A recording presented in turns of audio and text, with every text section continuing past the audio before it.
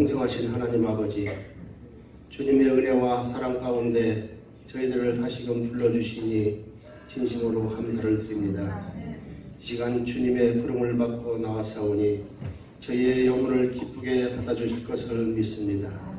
마음을 다하여 주님께 예배할 때에 계신 곳 하늘에서 영광을 받으시고 저희들 가운데 임재하여 주옵소서. 주님 뜻대로 살려고 하지만 너무나 자주 넘어지는 저희들입니다. 세상이 주는 육신의 이익 앞에서 신앙인의 모습을 애써 감추려고 했던 저희들입니다. 주님의 말씀만 따르리라 각오하고 또 다짐하지만 왜 그리 힘없이 자주 넘어지는지 모르겠습니다.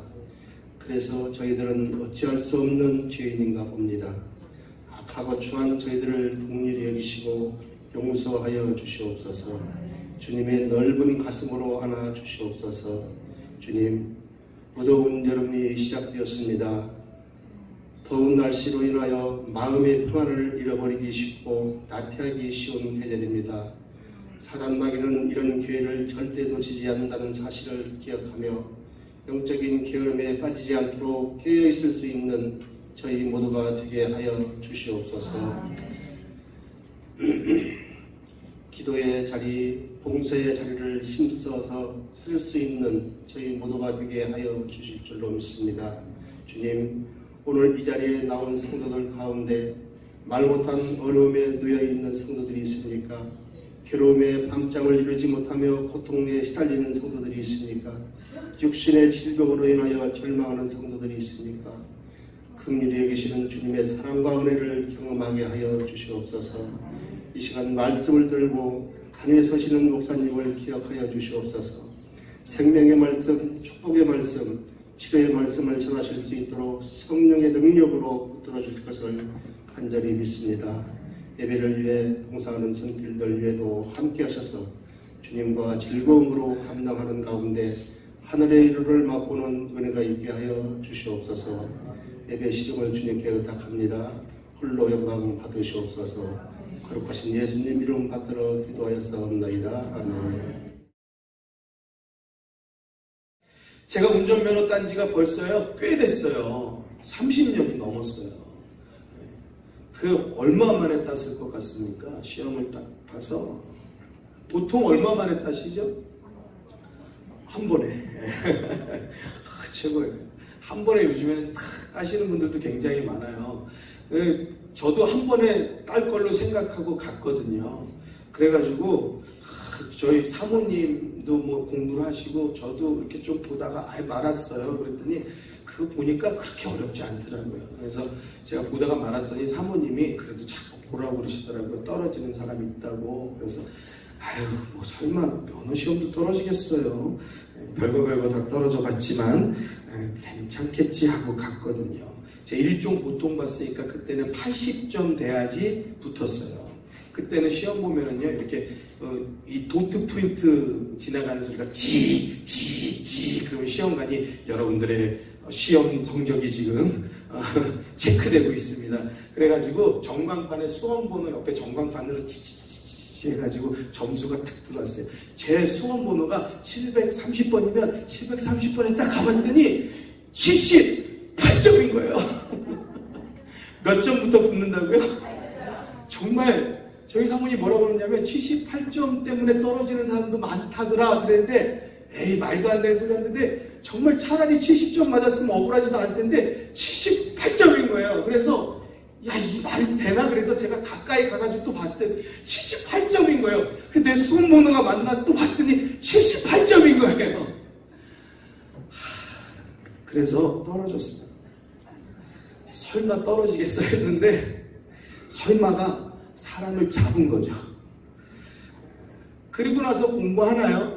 뭐 특별한 시험 아니니까 또 공부 안 하고 가는 거죠. 세상에 운전면허요 1년 동안 봤잖아요. 필기시험만. 뭐 때문에? 설마 때문에. 세상에 저는 그래도 괜찮아요. 1년 만에 붙었어요. 제 친구는요 못 따고 군대 갔어요. 저는 걔보다 나았어요. 여러분 그 뒤에 수입인지를 붙이다 못해 못 그 사람이 하나를 덧대주더라고요. 용지를 덧대줘가지고 새로 붙였는데 와, 세상에 덧댄 사람은 우리밖에 없는 거죠. 왜 그랬어요? 설마. 아이, 설마 뭐 이거 떨어지겠어. 아이, 운전면허증 이거 유형 비슷하거든요. 그동안 봤으면 이거 그냥 봐도 붙지. 그런데 78점 이상 나온 적이 없었어요. 와, 이건 공부를 못해도 어쩜 이렇게 못할까. 점수가 안 나와도 너무 안 나오는 거 있죠. 나중에 겨우 그때는 정신 차려서 공부하고 가니까 붙더라고요. 설마 하면 떨어져요. 여러분, 설마 하면, 그러면은 설마라는 말은 이미 그 가능성을 가지고 있다는 뜻이에요. 운전하는 분이 만약에 설마 내가 사고 나겠어? 여러분, 혹시나라도 그런 마음을 갖고 운전하는 분이 있다면 굉장히 위험한 거예요. 예를 들어서 여러분들 같이 가족이 가는데 이제 뭐 대부분 가족 말을 잘 안 듣잖아요. 아내분이 아유 뭐 안전벨트 매요. 아유 좀 천천히 가요. 그러면은 나를 못 믿는 거야 뭐야 내 운전신고. 그러면서 그런 생각을 남자들은 하죠. 설마 뭐 사고 나겠어? 그런 생각한단 말이에요. 근데 가다 보면 사고 나 있는 분들이 다 그런 생각하시는 분들이에요. 여러분, 사고는요 누구나 다 날 수 있어요. 30년 운전을 했던 아니면은 1년 운전을 했던 누구나 사고 날 수 있어요. 한 번도 사고 안 난 사람도 사고 날 가능성을 가지고 있어요. 설마 나겠냐고 생각하는 사람은 방심하고 운전할 수밖에 없는 거예요. 근데 조심하고 운전하는 사람은요 방어하고 운전하고 안전하게 운전하는 줄로 믿습니다. 설마 불 나겠어? 그런 생각하면 큰일 납니다. 불 납니다. 제가 전에도 말씀드린 적이 있습니다. 제가 소화기를 사가지고 저희 아이들한테 교육을 했어요. 소화기 어떻게 이거 하는 거고 조종하는 거고, 너희가 만약에 방에서 자다가 만약에 불이 나든지 문제가 생기면 이 소화기를 들고 빨리 어떻게 대처를 해야 되고, 그래서 소화기를 안방에다가 이렇게 놨었어요. 그리고 아이들한테 그런 교육을 했습니다. 여러분들 혹시나라도 부모님 댁에 소화기 있는지 보신 분 계세요? 없으면은요 부모님 댁에 뭐라 그러죠? 무슨 보일러? 가스 보일러 놔드려야겠다 그런 선전이 있던데 그것도 좋지만요 여러분들 소화기 있는지 꼭 보시고 놔드리기 바라요. TV도 좋고 냉장고도 좋고 다 좋지만 소화기는 더 중요해요. 불이 안 나겠지요. 그렇지만 설마라고 생각하는 생각은 위험한 거예요. 대비하지 않으면 어려움이 생길 때 대책이 없는 거예요. 설마라는 말, 그것은요 그 자체가 가능성을 포함하고 있는 거예요. 때로는 우리들이 자녀들 키우면서요 자녀들이 조금 문제를 일으킬 때가 있어요. 그래서 우리들이 무슨 생각하냐면 설마 우리 애가 나쁜 짓 했겠어? 그 친구가 문제지 그놈 그 녀석 만나지 말라니까 라고 생각하죠. 부모님들은 다 그렇게 생각하죠. 그런데 알고 보면 내 아들이 더 문제라는 사실. 우리는 자꾸 내 아들은 아니라고 생각하는데 아니란 말이에요. 가끔 우리가 병원 가는 때가 있습니다. 큰 병원 좀 잘 안 가려고 회피하는 분들도 있어요. 왜냐하면 큰 병원 가니까 말을 조금 안 좋게 하는 의사들이 생각보다 작은 병원보다 많아요. 근데 제가 가만히 생각해보니까 왜 그런가 생각해보니까 작은 병원은 누구 거예요? 자기 거. 한마디로 자기가 사장이란 말이에요. 큰 병원은 누구 거? 어쨌든 내게 아니에요. 내게 아니고 나는 그냥 직원이란 말이에요. 그러니까 어쨌든 그냥 나는 그 안에서 필요한 일들만 하면 되는 거죠.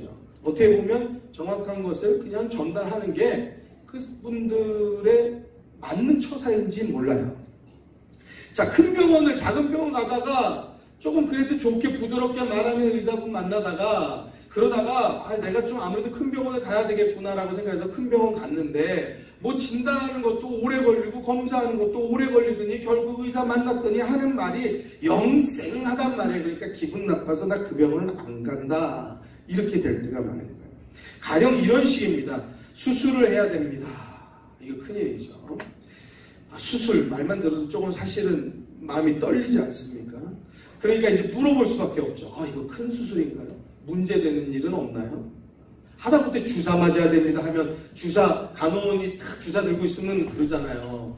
여자분들은 안 물어보시죠? 남자분들은 꼭 물어봅니다. 그 주사 아픕니까? 그러면 가론이 다 똑같이 말해요. 조금 따끔해요. 여자분들은 안 물어보시죠? 남자분들은 사실 겁이 많아요. 꼭 물어봐요. 수술한다고 하는데 불안하죠. 이거 문제되는 일은 없나요? 의사가 말합니다. 다행스럽게도 문제되는 일은 3% 정도밖에 없습니다. 97%는 다 성공적입니다. 그러니까 마음이 놓이잖아요. 아, 그렇군요. 그 마음속으로 아주 다행스럽게 생각하는데 그 다음 의사 하는 말이 기분이 나쁜 거예요. 왜? 뭐라고 그러냐. 그런데 그 3%가 내가 되면 97% 괜찮은 건 아무 소용 없습니다. 통계가 의미가 없는 거예요. 그 3%가 내가 되면 몇 프로? 100%예요. 그 3% 중에 내가 끼어들어가면 난 100%지 97%는 의미가 없는 거 그거 의사가 말하잖아요. 기분 박살나는 거예요. 이 의사의 말을 기분 나쁘게만 들을 것이 아니고 사실 그냥 정확한 것을 우리들에게 전달하는 거예요. 기분 나쁘라고 하는 것이 아니고 의사가 생명을 자기 마음대로 어떻게 할 수 있는 것이 아니니까 이러한 일이 있으니까 우리가 나도 열심히 하겠지만 당신도 마음을 단단히 하시고 기도 열심히 해서 오십시오. 그 말이에요. 그런데 우리는 그 말 듣고 기분 나쁘다 이런 생각을 할 때가 있는 거예요. 자, 기분 나쁜 것도 맞는 말이지만 한편 우리가 나태하게 생각하거나 안일하게 생각하거나 건강을 챙기지 않거나 또는 검사를 게을리하거나 하면은요, 그러면 대비하지 못하여서 우리가 큰 어려움을 당할 수밖에 없는 것입니다. 오늘 말씀 제목 뭐죠? 다 같이 읽겠습니다. 설마. 여러분들의 삶 가운데 설마 생각하는 것들, 여러분 그것들을 이제는 바꾸어서 대비할 수 있는, 예비할 수 있는 그러한 준비된 성도들 되길 주의 이름으로 축원합니다. 창세기 19장 14절에서 17절의 말씀을 우리가 같이 한번 보시도록 하겠습니다. 19장 14절에서 17절 같이 우리 한 목소리로 크게 읽겠습니다.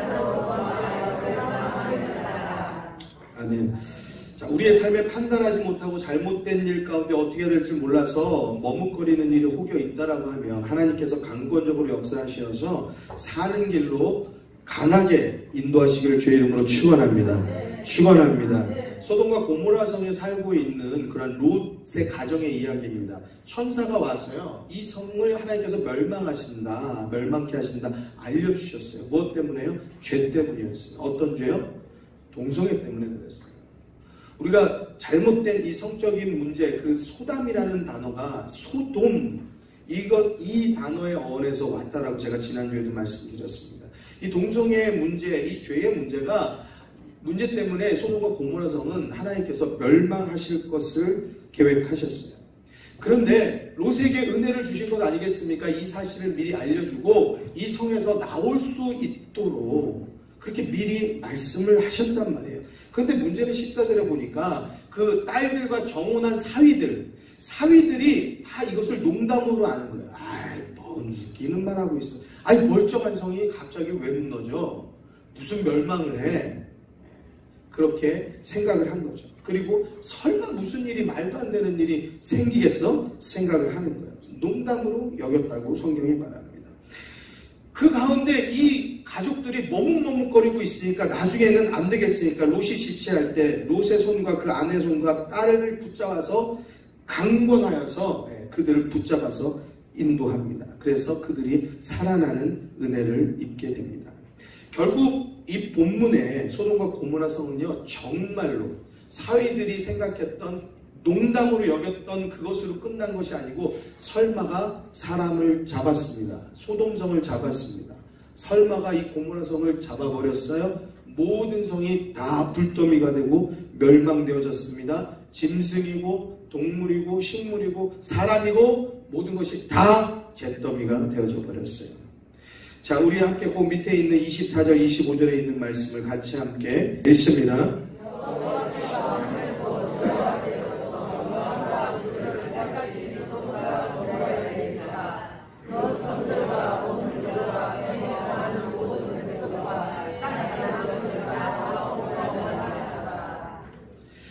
소돔과 고모라 성은요, 성경에 기록된 대로 멸망되어졌어요. 하늘에서 유황과 불이 비같이 내렸다라고 말합니다. 여러분, 하늘에서 불이 떨어지는 거 본 적 있으세요? 성경에 나오는 말이 어떤 때는요, 좀 이상해요. 좀 말이 안 돼요. 조금 믿기가 어려운 일들이 있어요. 하늘에서 불이 떨어져. 아니, 성이 멸망할 정도로. 그럼 이게 뭐 말이 되는 일인가 싶은 생각이 들어요. 어떻게 보면 그 사이들도 농담으로 여겼다. 이거 우리들도 좀 이해됩니다. 우리가 생각해도 우리가 만약에 그 자리에 있었어도 갑자기 멀쩡한 성이 멸망한다? 이건 뭐 가히 뭐 상상할 수 없고 생각도 할 수 없는 것이에요. 설사 그런 전조현상도 있지도 않았지만 있다고 하여도 그렇다고 해도 설마 무슨 일이 있겠어? 라고 생각했을 것이에요. 우리들도 내가 있는 그곳을 떠나기 싫었을 것이에요. 왜 떠나기 싫었겠어요? 거기 내 직장이 있잖아요. 거기 내 집이 있잖아요. 여러분 30년을 애써 수고하고 땀 흘려서 집 사가지고 이제 여기서 자리 잡고 내가 이제 두 다리 뻗고 나도 이제 집주인 됐다 했는데 이 성 멸망한다고 떠나라는데 내가 그 집 버리고 떠나겠냐고요? 못 떠나요. 친척들 다 있는데 떠나요? 나 힘들게 시험 쳐서 이제 붙었는데 떠나요? 못 떠나요. 힘들게 면접하고 그냥 시험 봐가지고 이제 취직했는데 떠나라고요? 여기 멸망된다고요? 나 멸망돼도 여기서 멸망할래. 나 못 떠나. 내가 얼마나 힘들게 여기 들고 왔는데 못 떠나는 거예요. 여러분, 여기에 있는 소돔과 고모라 성의 사회들이 이해가 안 되는 게 아니고 어떻게 보면은요, 우리들도 똑같은 그러한 상황 가운데 있다고 하면 이 사회들하고 별반 다르지 않을 것입니다. 더군다나 이 설마가 사람 잡는 일이 생겨버렸는데 정말로 하늘에서 유황과 불이 피같이 떨어졌다는 거예요. 사랑하는 성도 여러분, 당해야 알 것이 아니고요. 여러분, 우리 믿음의 사람은요, 미리 깨닫고 예비하는 성도가 되어야 할 줄로 믿으시기 바랍니다. 여러분, 우리가 꼭 알아야 할 지혜가 있어요. 같이 한번 따라해 주시겠습니다. 음식보다 생명이 중요합니다. 옷보다 몸이 중요합니다. 받으시면 아멘 하겠습니다. 당연히 음식보다 생명이 중요하죠. 옷보다 몸이 중요하죠. 그런데 우리는 그 옷을 살려고요, 몸을 상하게 해요. 새벽부터 저녁까지요, 쉬지 않고 주일부터 그 다음 주일까지. 그 말은 무슨 말이에요? 일주일, 한 달 30일, 360일 쉬는 날이 없이 혹사시키면서 뭘 위해서 살아요? 옷을 살려고 자기 몸을 혹사한다고요. 그 음식 먹으려고 자기 생명을 혹사한다고요. 이것처럼 미련하고 이것처럼 어리석은 것이 없는 거예요. 사랑하는 성도 여러분, 쉴 때는 쉬어야 해요. 그래서 하나님께서 안식하라고 하셨어요. 여러분, 주일은 주를 위해서 살고 쉬는 날로 삼고 가족과 함께 은혜를 나누는 날로 삼게 되기를 주의 이름으로 축원합니다. 축원합니다. 유혹하는 사람들이 있으면 핸드폰 꺼놓으세요. 자꾸 나를 불러내는 사람이 있으면 꺼놔버리세요. 그러면 당할 일도 없어요. 그러면은 몇 번 그러면은 여러분들의 주일은 지켜지게 돼 있어요. 여러분, 우리들이 알게 모르게 음식을 위해서 살고 옷을 위해서 사는 경우가 참 많다는 사실을 여러분 우리들의 마음 가운데 새기고, 지혜가 어디 다른 데 있는 것이 아니에요. 성경의 말씀을 통하여서 우리가 말씀 따라서 순종하는 삶 살게 되기를 주의 이름으로 축원합니다. 마태복음 6장 25절입니다. 그러므로 내가 너희에게 이르노니 목숨을 위하여 무엇을 먹을까 무엇을 마실까 몸을 위하여 무엇을 입을까 염려하지 말아라. 염려하지 말아라. 그것 때문에 염려하지 말아라. 그게 너는 그렇게 중요한 것처럼 생각하지만 목숨이 중요하다. 목숨이 음식보다 중하지 아니하며 몸이 의복보다 중하지 아니하냐. 누가 염려함으로 내 키를 한 자나 더 할 수 있느냐. 우리의 생명을 누가 1분 1초를 네 마음대로 연장할 수 있냐? 우리에게 말씀하신단 말이에요. 사랑하는 성도 여러분, 생명이 중요한 줄로 믿습니다. 하나님의 말씀에 귀를 기울이시면 지혜가 있는 줄로 믿습니다.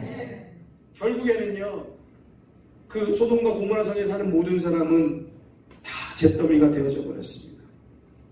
앞서 말씀드렸던 것처럼 하늘에서 불이 내린다. 이거 믿어야 돼? 어떻게 해야 되나? 우리들은 그러한 의아함을 갖습니다. 그리고 이게 진짜 있었던 일일까? 우리는 그런 의아함을 갖습니다. 오늘도 보니까 어제 저녁에 새벽에 비가 왔어요. 여러분, 우리의 삶 가운데서 늘 일상 중에 너무 많은 것들이 당연시 되어지지만, 여러분, 이 광활한 우주가 얼마나 넓은지 아세요? 이 광활한 우주 가운데 사람이 살 수 있는 땅은 이 지구 한 군데뿐이 없어요. 왜? 다른 곳은 우리가 이렇게 숨 쉴 수 있는 산소가 없어요. 우리가 살 수 있는 이런 온도가 유지되어져 있지 않아요. 어느 별은 너무 춥고 그래서 다 얼음산 같고, 어느 별은 너무 더워서 다 타버리고, 어느 곳은 형체는 있으나 땅이 아니에요. 기체로서만 돼 있어요.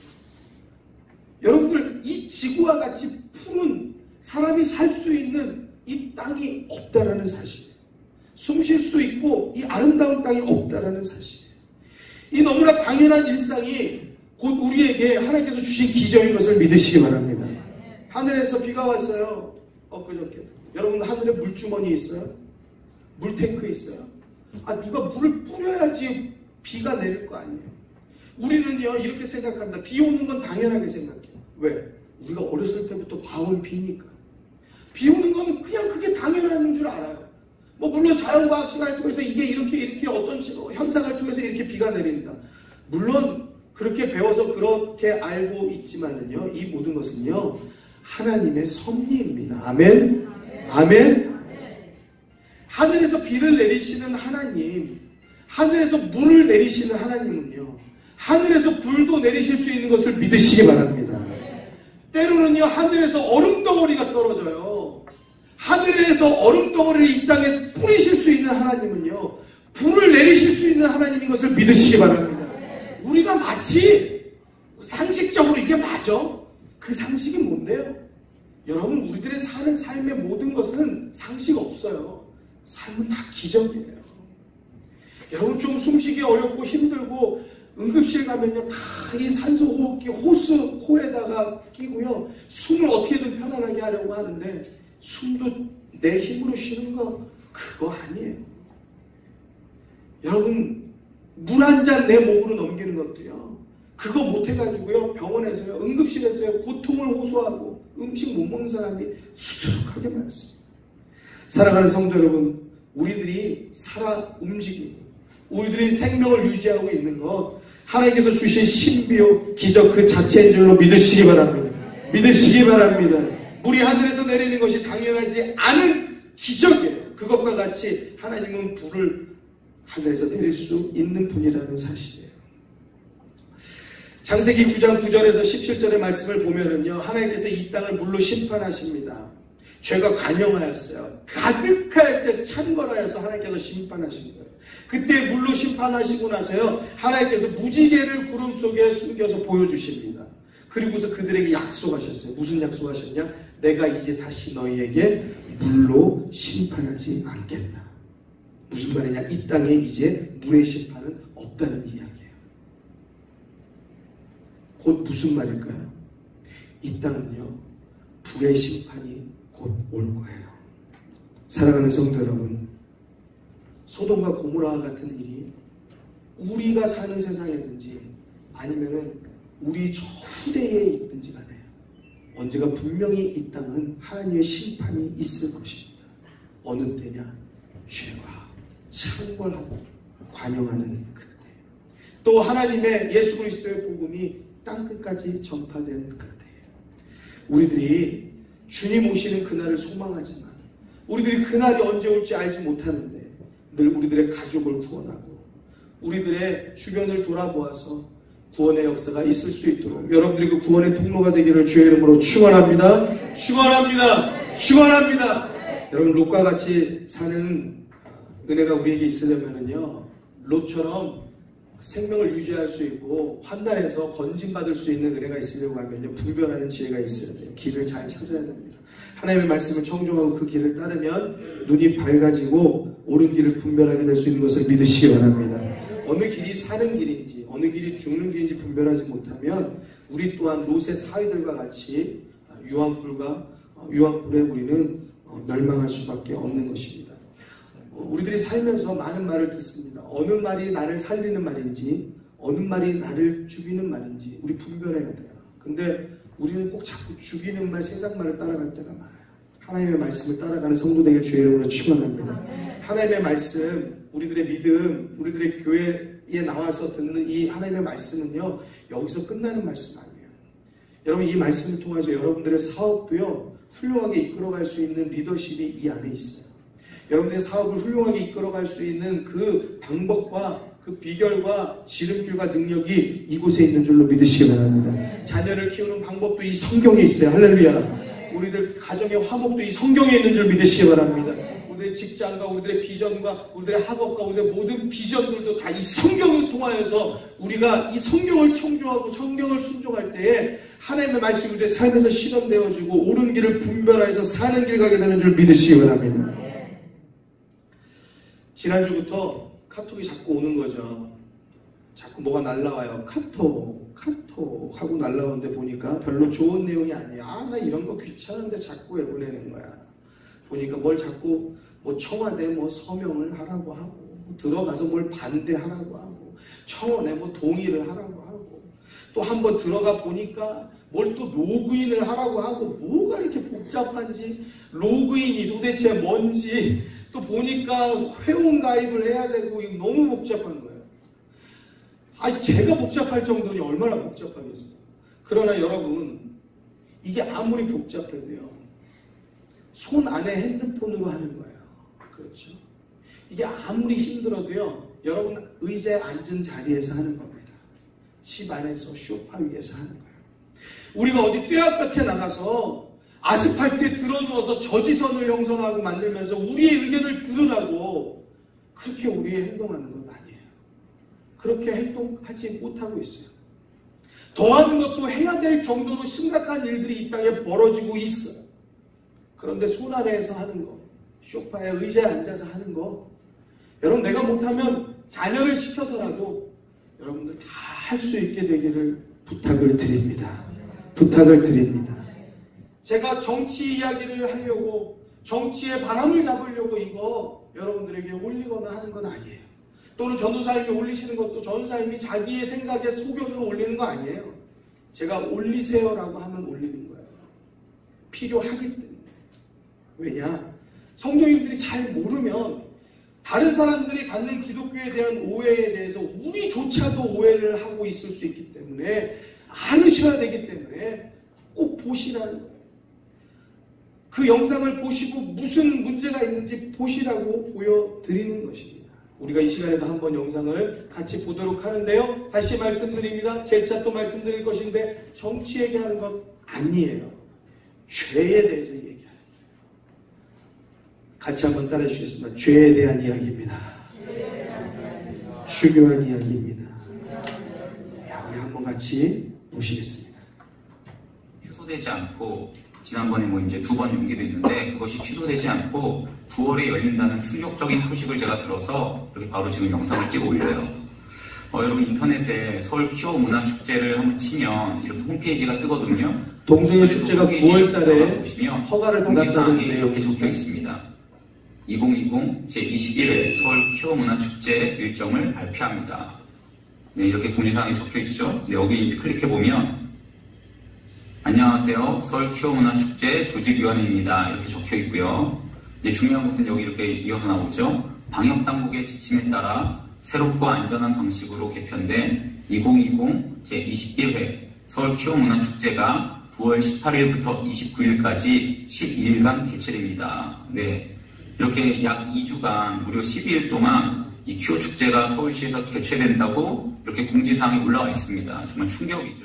발의가 6월 29일 날 됐어요.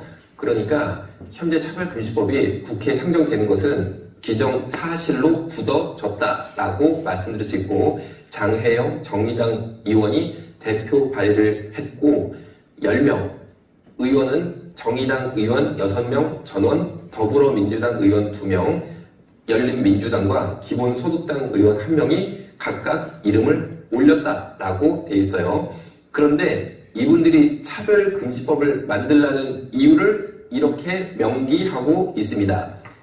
성별, 장애, 나이, 성적 지향, 성별 정체성 등 항목을 주요한 차별금지 사유로 보고 포괄적 차별금지법이 필요하다. 즉 성별이나 장애나 나이나 성적 지향, 성별 정체성 등에 대해서 차별받으면 안 되니까 포괄적 차별금지법이 필요해서 우리가 이 일을 하는 거다라고 말씀하시지만, 이것은 사실 대국민 기망행위 혹은 사기라고 말씀드릴 수 있어요. 이제 한번 그 이유를 살펴보겠습니다. 자, 보겠습니다. 현재 대한민국은 개별적 차별금지법을 완벽하게 시행하고 있다. 아니 이게 무슨 말이야? 차별금지법이 그럼 이미 있단 말이야? 라고 생각되시죠? 그런데 현재 차별금지법이 있습니다. 그런데 현재 막 국회에 올린 정의당이 주도한 차별금지법은 일명 포괄적 차별금지법, 즉 포괄적이라는 말이 든다는 거예요. 자, 그러면 현재 대한민국에 엄연히 존재하고 있는 차별금지법은 어떤 것이냐? 개별적 차별금지법입니다. 개별적 차별금지법은 20가지 이상 현재 정말 차별받으면 안 되는, 우리가 적극적으로 그분들의 인권과 복지를 보장해야 되는 분들에 대한 차별금지법이 완벽하게 대한민국은 구비되어 있고, 자, 다시 신문기사에 보면은 성별에 대한 차별을 하면 안 되니까 포괄적 차별금지법 해야 된다라고 말을 하지만, 자, 보세요.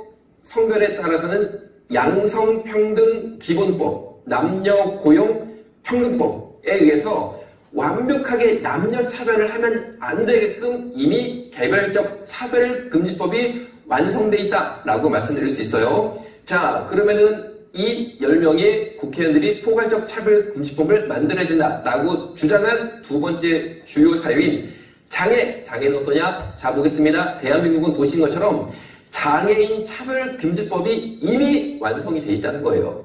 자, 그러면은 나이에 따른 차별을 하면 안 되니까 포괄적 차별금지법을 만들어야 된다라고 이분들이 주장했어요. 나이는 어떨까요? 볼까요? 연령차별금지법이 이미 대한민국은 있고, 정식 이름은 고용상 연령차별금지 및 고령자 고용 촉진에 관한 법률이라고 이미 우리나라의 개별적 차별금지법이 완성이 돼 있다. 자, 그러면은 장애는 어떠냐? 밑에 보니까 장애인, 노인, 임산부 등의 편의 증진 보장에 관한 법률이라고 해가지고 장애인이나 노인, 연령에 대한 게 한번 또 들어가요. 임산부도 사실은 임신했으면 여러 가지 신체적인 물리적 제한 환경이 생기기 때문에 차별을 받으면 안 되니까 이 법에 의해서 특별하게 편의를 보게 하는 법이 개별적으로 완성돼 있다라고 말씀드릴 수 있고, 그 외에도 장애인 복지법, 아동도 차별받으면 안 되니까 아동복지법, 청소년도 차별받으면 안 되죠. 청소년 보호법, 외국인 근로자도 차별받으면 안 되니까 따로 법이 있어서 외국인 근로자의 고용 등에 관한 법, 외국인 처우법, 심지어 난민법, 국적법, 문화다양성법, 왜 이렇게 많어? 등등 여러 가지 법들이 다 완성이 돼 있다라는 거예요. 그런데 포괄적 차별금지법을 만들라는 이유로 성별, 장애, 나이, 성적 지향, 성별 정체성을 주요한 이유로 한겨레 신문이 보도를 하고 있는데, 지어볼게요. 성별은 X예요. 왜? 이미 포괄적 차별금지법 필요가 없는 거죠. 개별적 차별금지법 있으니까. 장애도 마찬가지예요. 이것도 포괄적 차별금지법을 만들 이유가 전혀 없다. 이미 개별적 차별금지법이 존재한다. 나이도 마찬가지. 세 개 앞에 싹 빼니까 뒤에 진심이 드러납니다. 포괄적 차별금지법의 진심이 뭐냐? 성적 지향, 성별 정체성, 즉 동성애, 그리고 이상한 형태의 성적 지향 있잖아요. 우리가 도무지 받아들일 수 없는 기괴한 성적 지향들, 그것을 차별하면은 처벌하겠다라는 게 주요 내용인데, 차별이 뭐냐? 건전한 비판까지 차별 행동으로 본다라는 게 문제다라는 거죠. 자, 제가 이 10분의 국회의원님께 한번 제안을 드려볼게요. 정말 성소수자 및 동성애자를 특별 보호해야 된다고 생각하시면은 개별적 차별금지법을 발의를 하세요. 이런 식으로 둘이 뭉실하게 마치 이 모든 것을 차별금지법, 포괄적 차별금지법이 완성돼야지만 보호되는 것처럼 하는 것은 국민들을 속이는 겁니다. 왜 속이세요? 속이라고 국회의원 됐어요? 다 개별적 차별금지법이 있잖아요. 만약에 동성애가 그렇게 좋으시면은 동성애 복지법을 따로 만드세요. 그렇게 못한 이유가 뭡니까? 그렇게 했다가는 국민들이 에이 무슨 동성애자들한테 복지를 무슨 동성애 복지법이야 라고 반발이 예상이 되니까 포괄적이라는 기망행위 사기적 단어를 사용해서 동성애 그리고 성소수자 문제를 동성애 단체, 성소수자 단체가 원하는 방향으로 만들어주고 싶은 게 본심이잖아요. 우리 국민들이 의원님들이 생각하는 것만큼 그렇게 멍청하지 않습니다. 제발 저희를 무시하지 말아주시기를 부탁을 드리겠고 그 다음에 또 말씀을 드릴게요. 그럼 우리나라 대법원 입장은 어떠냐? 자, 대법원은 우리나라의 최고 합의 기구다라고 말씀드릴 수 있어요. 헌법재판소와 대법원의 판결은 동성애에 대해서 이렇게 내리고 있습니다. 동성 간 성행위는 비정상적 성행위이고 학문 성교와 추행 모두 객관적으로 일반인들에게 혐오감을 일으키게 하고 선량한 성적 도덕 관념에 반하는 성적 만족 행위이다. 즉 동성애는 부도덕한 성적 만족 행위이다라는 것이 대한민국 헌법재판소와 대법원의 판결인데 어떻게 합의법에서 이 동성애를 적극적으로 무슨 멸종위기 동물 보호하는 식으로 그리고 노인, 장애인, 임산부 보호하고 복지를 하는 수준으로 동성애와 성소수자 문제를 격상시키려고 하는지 도무지 우리는 받아들일 수가 없다라고 말씀드릴 수 있어요. 우리나라가 도대체 언제부터 이렇게 잘못된 동성애를 부추기고 장려하는 나라가 된 겁니까? 도대체 왜 그러는 건지 이해할 수가 없습니다. 사탄이 엄청나게 유혹하는데 근데 여러분들 이러한 잘못된 성교육과 이것들이요 지금 이렇게 이야기하고 있는 한두 달 내에 뭐 1년 내에 되어진 일이 아니라는 사실을 여러분 아세요? 이것이요 약 20년 전부터요 지금 이미 이 나라가 이러한 잘못된 것들을 가르쳐 왔다고 해요. 잘못된 성교육을 가르쳐 왔다고 해요. 그리고 이것들이 통과가 되어지면은 학교에서도 이러한 동성 간의 어떤 그러한 성행이나 그러한 것들을 가르친대요. 학교에서. 그것이 의무화된대요.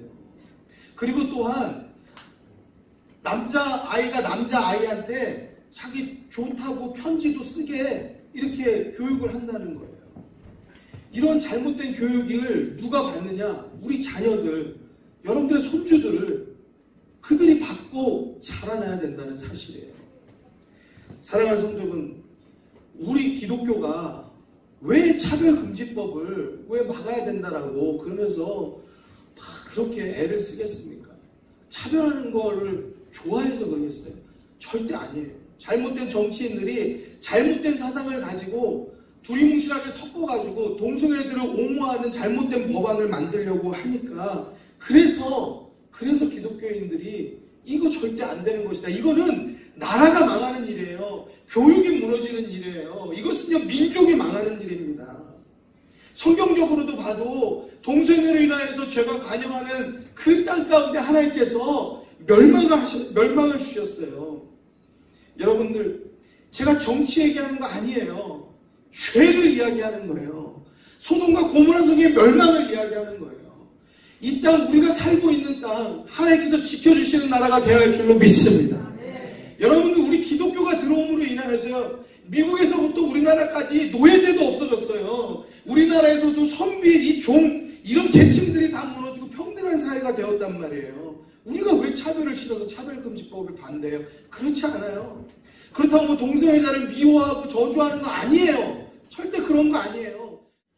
그 동성애자를 미워하고 저주하는 게 아니고 그들은 우리가 관심을 갖고 사랑을 하고 잘못된 길 가는 자들을 그들이 돌이킬 수 있도록 올바른 정보를 주고 올바르게 인도해야 되는 것이 우리의 사명인 줄 믿으시기 바랍니다. 그것이 우리의 사명이고 우리 형제들을 향한 민족을 향한 사명이지. 어떻게 그들을 장려하고 그래 마음껏 동성애 할 수 있도록 마음껏 할 수 있도록 그 길을 열어주는 게 그 법을 만들어주는 게 그것이 차별을 금지하는 것입니까? 말도 안 되는 거죠. 여러분 보기 싫은 것을 봐야 하는 역차별 정말 말만 차별금지법이지 이 차별금지법으로 인해서 이 정상적인 우리 일반적인 국민들이 오히려 역차별을 당하는 것은 어떻게 하실 거냐고요.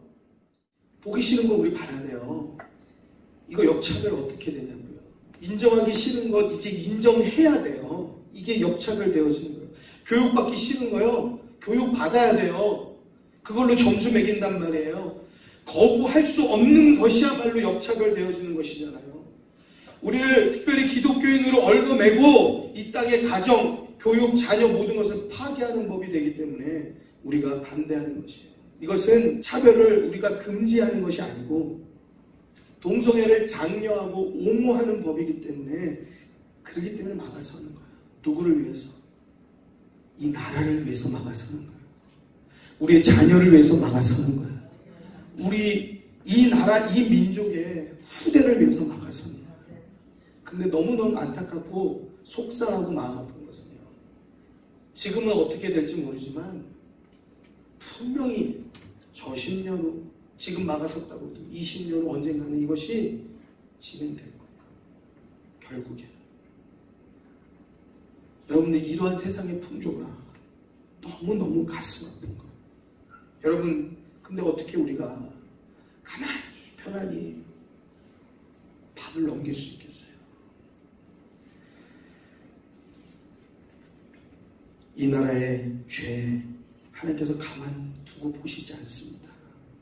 고린도전서 6장 9절에서 10절의 말씀입니다. 불의한 자가 하나님의 나라를 유업으로 받지 못할 줄 알지 못하느냐. 불의한 자 하나님의 나라 못 가요. 미혹을 받지 말아라. 그래서 성경이 우리에게 여기에 미혹되지 말아라 말합니다. 음란한 자, 우상 숭배하는 자, 간음하는 자, 탐색하는 자, 남색하는 자, 도적, 탐남하는 자, 술 취하는 자, 후욕하는 자, 토색하는 자, 이들 하나님의 나라를 유업으로 받지 못한다. 성경이 명확하게 말하고 있어요. 이거 다른 번역으로 새 번역 성경으로 제가 조금 알기 쉽게 조금 다시 한번 읽어드릴게요. 불의한 사람들은 하나님의 나라를 상속받지 못한다는 것을 어찌 알지 못합니까? 속지 마십시오. 음행을 하는 사람들이나 우상을 숭배하는 사람들이나 간음을 하는 사람들이나 여성 노릇을 하는 사람들이나 동성애를 하는 사람들이나 도적질하는 사람들이나 탐욕을 부리는 사람들이나 술 취하는 사람들이나 남을 중상하는 사람들이나 남의 것을 약탈하는 사람들은 하나님 나라에 들어가지 못합니다. 성경이 우리들에게 주는 말씀이에요. 설마 농담이겠지. 문제 되겠나. 여러분 그렇게 우리들이 아무 말 안 하고 가만히 있으면 이것은요. 여러분 찬성 안 해도 찬성이 되는 거예요. 같이 한번 따라해 주시겠습니다. 암묵적 동의는 찬성이다. 우리들이 아무 말 하지 못하고 있다라고 하면 그것은요. 그것이 그렇게 흘러가게 두어 놓는 거예요.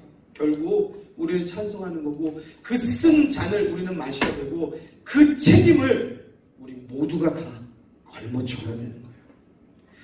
어떤 사람은 이렇게 말한다고요. 차별금지법 그걸로 인해서 무슨 기독교인을 얽어매고 올가매고 그런 니네들이 말하는 것처럼 그런 거 없어. 기독교인들은 하여튼 이상한 망상에 빠져 있다라고 말하는 사람들이 간혹 있더라고요.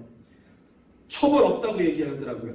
그러면은 다시 한번 묻자고요. 그럼 처벌 없는데 법을 왜 만드는 거죠? 여러분 처벌 없는데 법을 왜 만드는 거예요? 차별이 없으면 그런 법을 왜 만드는 거예요? 법을 만드는 이유는 범법에 대해서 처벌을 하기 위한 조항을 만드는 겁니다. 그 조항이 있으면 조항에 따라서 처벌을 할 수 있는 거고 조항이 없으면 처벌하고 싶어도 못하는 거예요. 화성 연쇄 살인범이 진범이 잡혔어요. 놀라운 일이지 않습니까? 그 많은 사람들을 무서움에 떨고 두려움에 떨게 하고 정말 극악무도한 사람이 잡혔는데 그 화성 연쇄 살인한 그 살인죄로 처벌을 못한대요. 말이 되냐고요. 아니 이런 끔찍한 일이 어떻게 있을 수 있냐고요. 근데 왜 처벌 못하냐고 그랬더니 왜 그런 사람을 살려두냐 그랬더니 법이 그렇대요. 이게 법이에요. 법이 그렇다면 끝인 거예요. 공소시효가 지나서 할 수가 없다. 그게 법이다. 그러면은 살인범도 어떠한 그 죄를 적용할 수 없다라는 겁니다. 강제로 지킬 수밖에 없게 하는 것이 법이고 어기면 따르게 하고 벌금을 부과하거나 아니면 감옥을 집어넣거나 처벌하는 것이 법입니다. 이 비정상적인 일들이 정상으로 바뀌어지는 순간 이 비정상적인 것들이 법으로 법제화되는 순간 비정상이 정상이 되어도 아무것도 아닌 세상을 우리는 살아가야 된다는 사실이에요. 이런 포괄적 차별금지법 동성애를 옹호하고 장려하고 교육하려고 하는 잘못된 악법이고 잘못된 음모고 잘못된 술수입니다. 가정을 파괴하는 것이고 교육을 무너뜨리는 악법입니다. 이것을 통과시키려고요. 여러분 그런데 이것에 그냥 우리는 그냥 난 잘 모른다고요. 설마 그렇게 되게 하겠냐고요. 뭐 저 사람들 뭐 저렇게 과격하게 뭐 예수 믿는다는 사람들이 저기 나가서 그냥 보기 싫게 뭐 주여 찾고 뭐 나가서 그냥 막 들어눕고 있냐고요. 때로는 알아요. 때로는 잘못된 정치관념을 가지고 대립하는 사람들이 있는 거 알아요. 저도 그거 좋게 보지 않습니다. 그렇지만 이 사안은요. 어제 그 집회하는 거 제가 보니까 그렇게 잘못되게 하는 거 아니더라고요. 옳은 소리를 분명하게 하더라고요. 여러분 우리도 우리 있는 자리에서 빛을 발하여야 할 줄로 믿습니다. 여러분 우리들도요. 이것이 무엇이 잘못된 건지를 분명히 알아야 돼요. 여러분 제가 너무너무 안타까워서 2번 지난주에 이어서 이것을 계속 연이어서 말씀드린다는 것이 저한테 굉장한 부담이에요. 그럼에도 불구하고 이것을 너무 안타까운 마음 가지고 꼭 나누어야 되겠다는 정말 그 깊은 사명의 마음이 있어요. 여러분 나라가 무너지면 우리의 믿음 신앙은 다 무너질 수밖에 없는 거예요. 우리 자녀들의 미래는 없는 거예요. 기도해야 할 줄로 믿습니다. 여러분들 마지막 동영상을 하나 더 볼 건데요. 지금까지 안 들으셨어도 이것 좀 보세요. 제발 이거 보세요. 제가 무슨 말씀 드리고 싶으냐, 여러분. 이 사람들은 이루고 또 지금 한단 말이에요. 이루고도 인권운동 한단 말이에요. 이루게. 무슨 얘기인지 아시죠? 그럼 우리는 신앙운동 어떻게 해야 돼? 이거 어떻게 해야 돼? 얘네랑 맞붙어가지고 우리가 일을 하면 우리가 어떻게 해야 되는 거야? 우리가 어디까지 낮아져야 돼? 그 생각을 하셔야 됩니다. 그 생각을. 그리고 저는요, 내가 진짜 미안한 얘기. 이거는 사실이 아니라고 생각하세요. 저만의 느낌. 막 5,000명, 10,000명 되는 교회들 있잖아요. 예배 때 5,000명 모이나 10,000명 모이나. 그러면 예배 시랑에 CTS 딱 틀면 나옵니다. 그렇죠? 또 기독교 텔레비 틀면 딱 나온단 말이에요. CGN TV 딱 나와. 저는 집에 가면 무조건 기독교 텔레비 트는 게 일이에요. 그냥 흘러가면서도 보려고 딱 틀어놓으면요. 5,000명, 10,000명 교회 얼마나 좋습니까? 막 예배 현황 좋단 말이에요. 좋은데 저는요. 뭐를 느끼냐면요. 저렇게 성령 충만하시고 저렇게 믿음 충만한 교회와 담임 목사님께서 왜 이 자리에 이렇게 안 나오시지? 왜 이렇게 관심이 없으시지? 정말 성령이 충만하면은 가만히 있을 수가 없는데 그래가지고 제가 이유를 생각해봤어요. 이런데 와가지고 나는 동성애를 반대한다 막 이러면은 품위가 떨어져 보이시나 봐. 제가 볼 때는 영적 품위라고 그럴까? 그게 막 떨어져 보이시거든요. 그런데 보세요. 이 사람들은 동성애 인권한다고 이루고 창피할 게 없어. 이루고 있어. 그런데 우리가요, 나의 목사로서 품위가 있는데 내가 권사로서의 품위가 있는데 내가 그렇게 막 그런 데까지 가야 돼? 내가 그렇게 과격한 사람들이라고 어울려야 돼? 그렇게 생각하니까 우리가 지는 것들이 생각하니까 그게 아니고 나는 이 사람들보다 더 헌신하겠다. 나는 이 사람들보다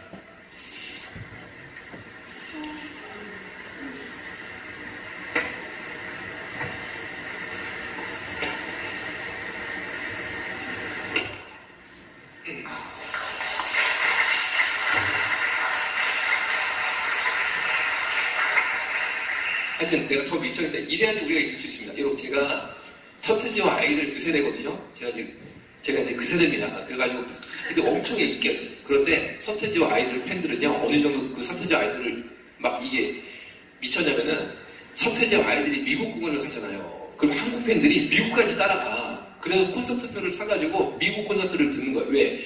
그래야지만 태지 오빠가 기가 안 춘다는 거예요. 미국 사람들 서태지 모르니까 더러더러 군데군데 빈대가 있으면 태지 오빠가 기가 꺾여서 안 된다는 거야. 그래가지고 한국에서도 들을 수 있는데 미국까지 비행기표를 사가지고 티켓팅을 해가지고 길에서 자고 그걸 듣고 오더라니까 그 콘서트에 가서 그리고 우리가 예수님을 믿는데 서태지만으로 사랑하지 않고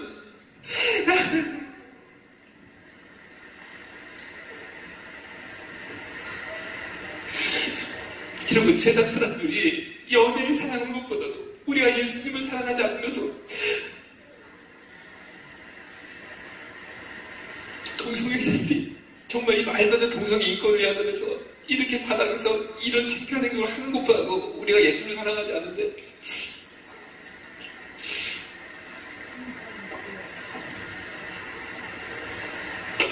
여러분 정말 우리가 사실은 이 동성애 반대 운동을 하기 전에 우리 자신을 한번 점검을 해봐야 돼.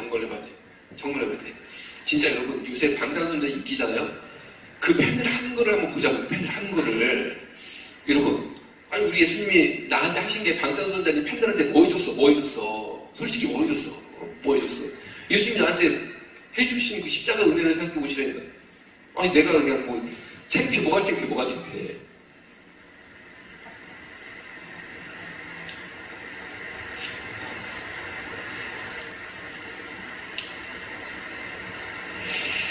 그리고 그 창피하는 그분들을 바라보면서 예수님 얼마나 마음이 아프시겠어요. 그러니까 여러분 제발 이제 제가 볼 때는 한국교회가 이제 거의 이제 마지막 때 왔어요. 마지막 때. 제가 제 눈에 볼 때는 그렇다는 거예요. 제 눈에 볼 때는 이 마지막 때가 뭐냐면요.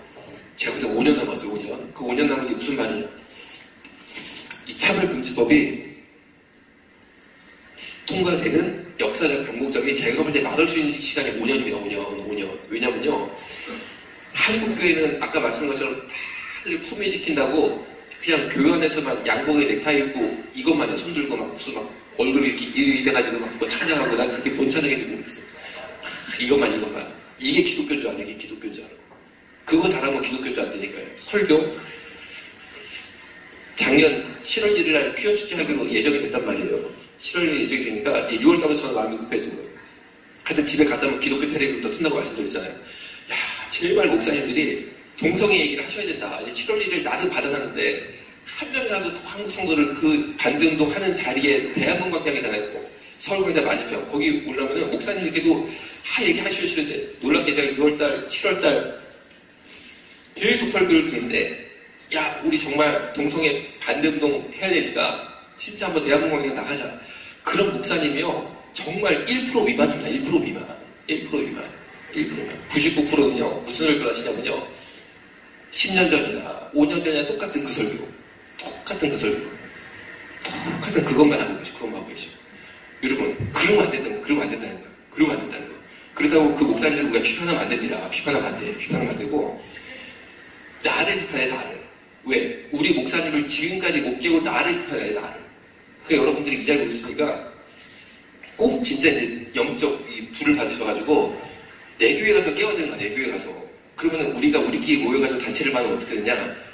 그게 사실은 망하는 지름길입니다. 이건 보세요. 제일 운동력 있게 나가는 거는 내가 내 교회를 깨우면 100명, 1000명, 10,000명을 깨울 수 있습니다. 근데 우리끼리 뭉치면요. 수가 오히려 확 줄어드는 거예요. 그러니까 절대 우리는 단체로 갈 생각도 없고 우리는 교회를 새로 무슨 뭐 만들어가지고 제가 목사수를 받았거든요. 내가 갑자기 담임 목사로 딱 나타나가지고 이제부터 여러분 뭐 내가 담임 목사가 됐으니까 우리 교회 이런 생각도 전혀 없어. 그러니까 중요한 거는 꼭 여러분 돌아가서 내 교회 깨우고 우리 목사님 깨우고 우리 가정 깨우고 우리 직장 깨우는 게 중요하다는 거죠. 그래가지고 벌써 여기 120명 보시면요. 120교회가 깨워지는 거예요. 120교회가. 그래야지 우리가 이기네. 하여튼 그래서 여러분 우리 모두의 죽기 살기.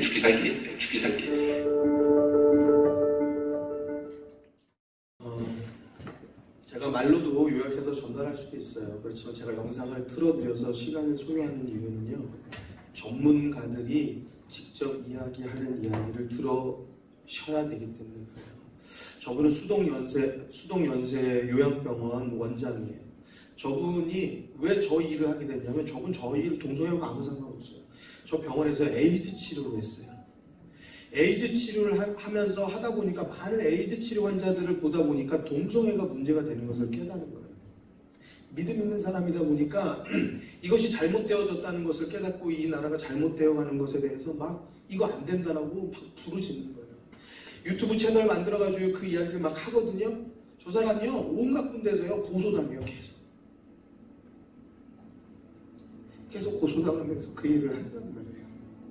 우리는 아무것도 모르고 있습니다.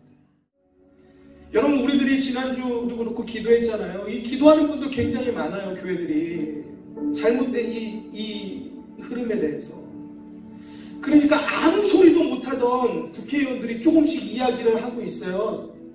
여러분 지난주에도 그랬잖아요. 도대체 정치인들, 예수 믿는 정치인들은 다 도대체 뭐하고 있는 겁니까? 그랬잖아요. 저 전남 쪽에 있는 의원 한 분은 예수 믿는 분이래요. 거기에 그 전남 쪽에서 그 이 포괄적 차별금지법 이거를 상정했다가 부결시켰대요. 그분이 막 앞장서가지고요. 기도해야 할 줄로 믿습니다. 기도가 능력이 있는 줄로 믿습니다. 저희 아들, 딸들을 동성애 할 일 없어요. 안 합니다. 할 일 없어요. 뭐 설마를 떠나서 절대 못하게. 제가 어떤 수를 써서라도 저는 그렇게 하게 안 하죠. 제 아들, 딸의 이야기뿐만 아니라 이 민족의 이야기이기 때문에 우리들이 가만히 있어서는 안 된다는 사실입니다. 여러분, 예수 믿는다는 사람마저도요, 뭐가 뭔지 구별을 못하고 살아가는 세상이 되어버렸어요. 우리가 정말 베드로 사도의 말씀처럼 만물의 마지막이 가까웠으니 너희는 정신을 차리고 근신하여 깨어서 기도하라. 그 말씀과 같이 우리가 기도하는 성도가 되어야 할 줄로 믿습니다. 우리 다 같이 두 손을 높이 들어서 우리 주님을 세 번 불러서 우리 큰 소리로 좀 합심해서 기도하죠. 정말 애타는 마음을 가지고 정말 내 아들, 딸의 문제라고 생각하고 정말 이 나라, 이 민족, 내가 사는 이 땅의 문제임을 우리들이 다시 한번 분명하게 인지하면서 주님 이 나라, 이 땅을 고쳐주옵소서. 하나님, 주님 붙잡아 주옵소서. 죄악을 향해서 달려가다이다. 정치 얘기 아니라고요. 당의 이야기도 제가 이야기했지만 정치 얘기 아니라고요. 이 민족이 살아갈 길을 이야기하는 거고 이 죄악의 잘못된 것을 이야기하는 겁니다. 여러분 오해하시지 마시고 제발 이 문제를 놓고 우리가 기도하여서 하나님이 이 나라의 민족의 긍휼함을 베풀어 주옵소서. 우리 같이 기도해야 합니다. 두 손을 들어서 우리 주의 세워 불러 하나님 앞에 간절한 마음 가지고 기도하겠습니다. 주여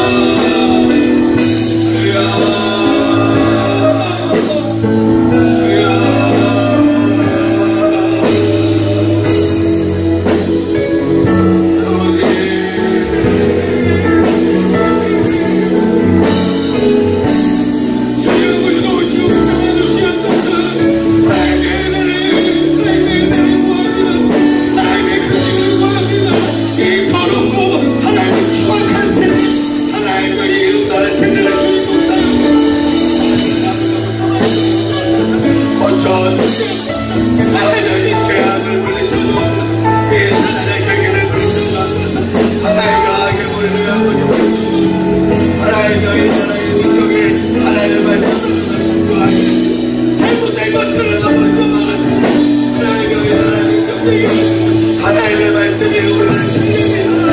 하나님의 말씀 따라 살아가게 하시고 하나님의 일전에서 하나님의 이루어내서 하나님의 핏땀을 흘려서 하나님의 지혜를 감당하는 사명자들을 붙잡아 주시고 하나님 우리가 그들을 영광에 기도하며 하나님 예수 믿는 정치인들, 예수 믿는 경제인들, 예수 믿는 힘 있는 자들 하나님도 그 힘을 닫고 있을 것이 아니라 그 힘을 열어서 하나님의 말씀을 선포하게 하시고 하나님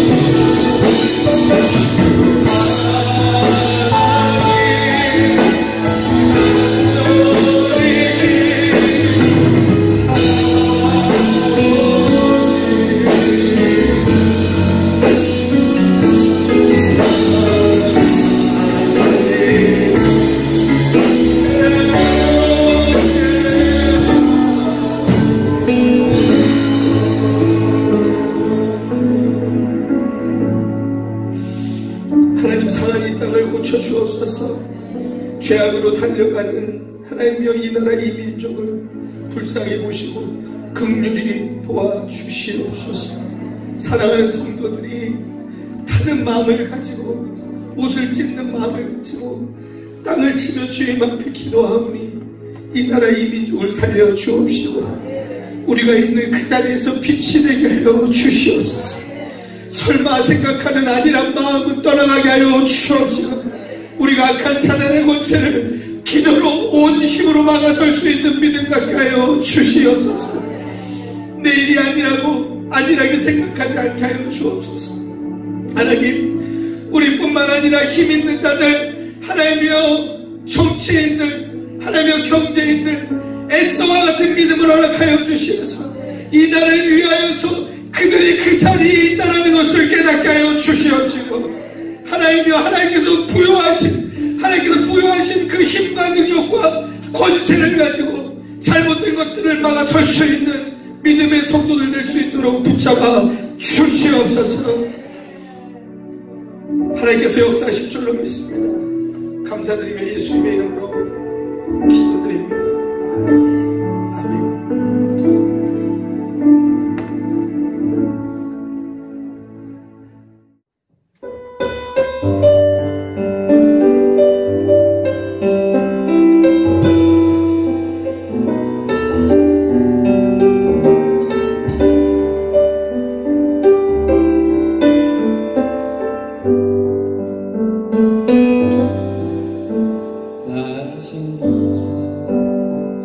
지쳐서 기도